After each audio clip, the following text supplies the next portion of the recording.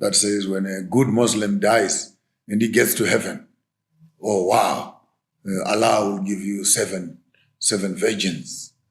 So even the concept of heaven itself, it is populated with the immorality of men. And how does God reward men?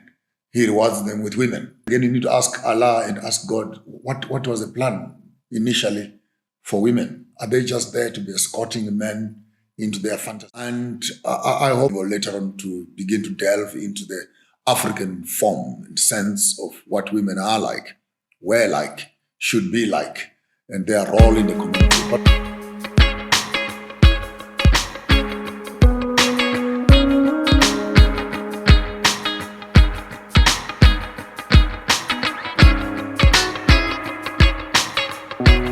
Welcome back on the channel.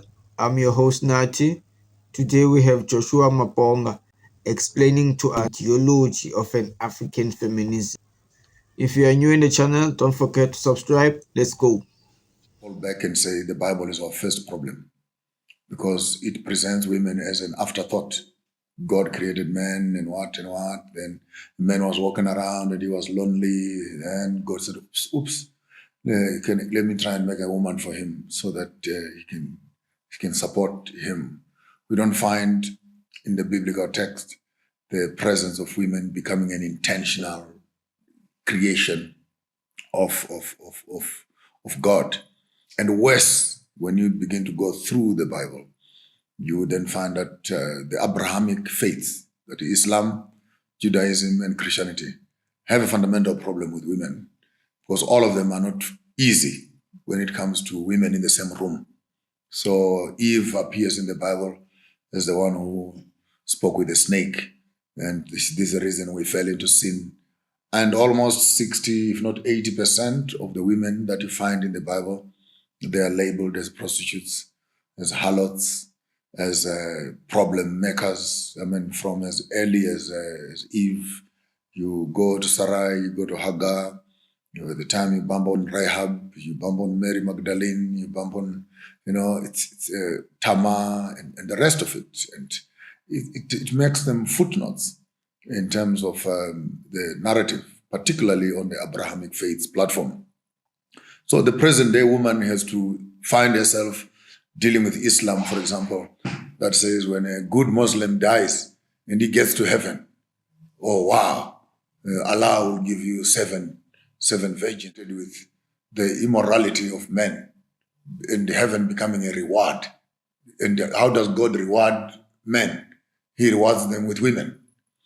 And so the question again, you need to ask Allah and ask God, what was the plan initially for women? My response to present feminism and feminine organization, it is that they are bringing what I might call toxic femininity, where it is the woman's individuality surviving, living away from men. Such, the main drivers of that agenda become single, divorced women who have had a bad share with men, so to speak. So they think that the opposite of this should be feminism, because men by themselves cannot reproduce themselves. Women by themselves cannot reproduce themselves. It is a combination of the two. So even the girl child story, as it is being promoted, that we need more women there, more. But if you spend 10 generations doing that, or even 2 generations, pumping this idea of women going on top, very nice. The women are now on top. Where are the husbands they must marry?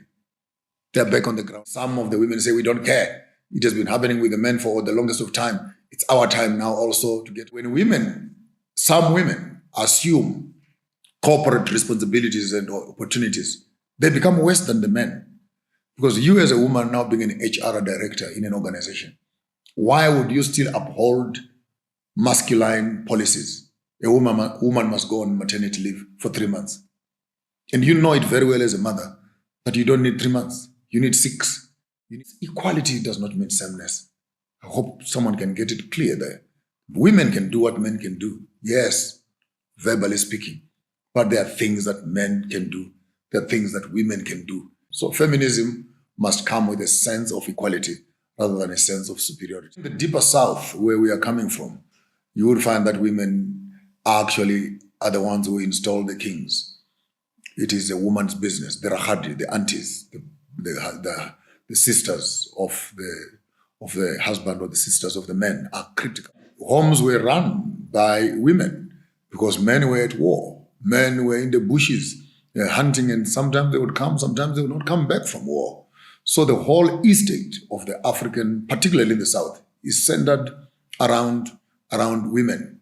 And women have that space, I might even step back a little bit, as the center of welfare, wealth, and procreation for the whole family as represented in a kraal. And the kraal, that's where the cattle sleep, which is around wood or stone.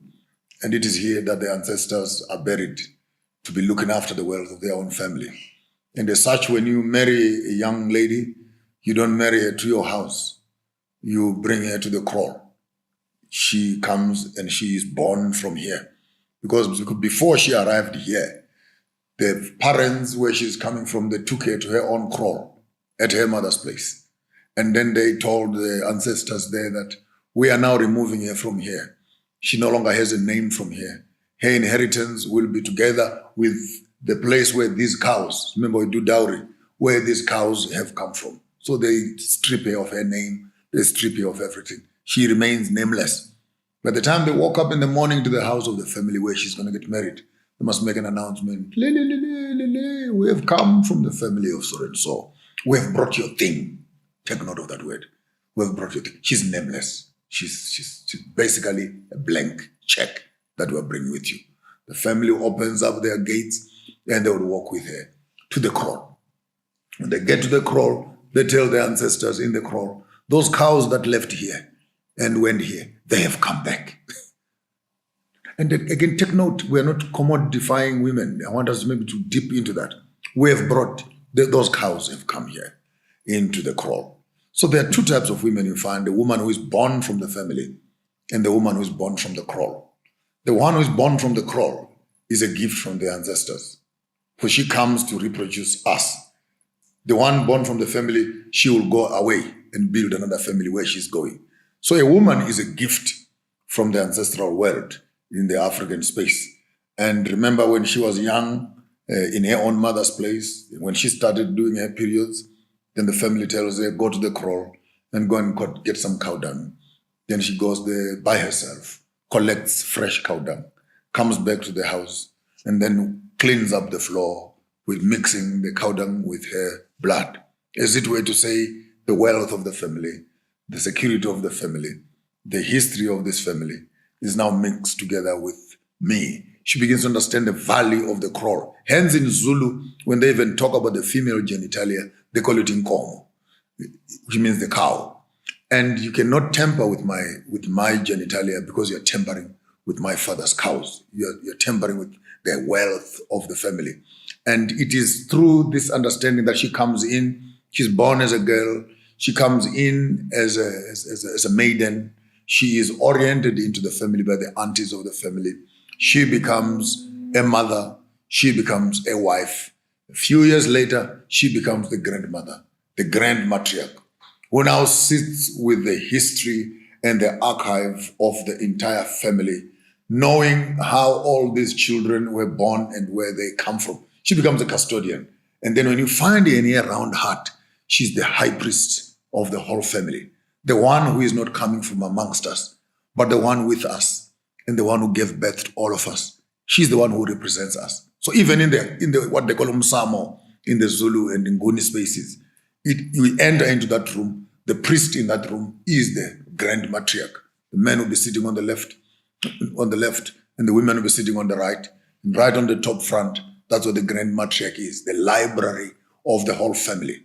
And you cannot do anything in this household without consulting that grand matriarch. Therefore, women in African culture, deep in our African culture before colonization, women did not marry the men. They married the estate. You don't marry the men, you marry the entire estate. Because all of this will become your responsibility as a woman. How people are going to be married in this house, how the affairs of this home are going to be run.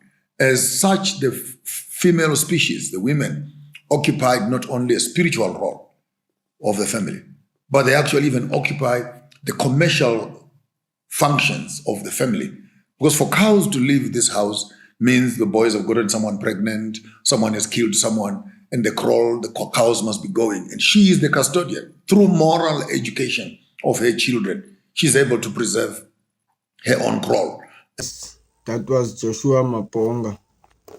If you enjoyed this video, don't forget to subscribe. See you on the next one. Let's go. And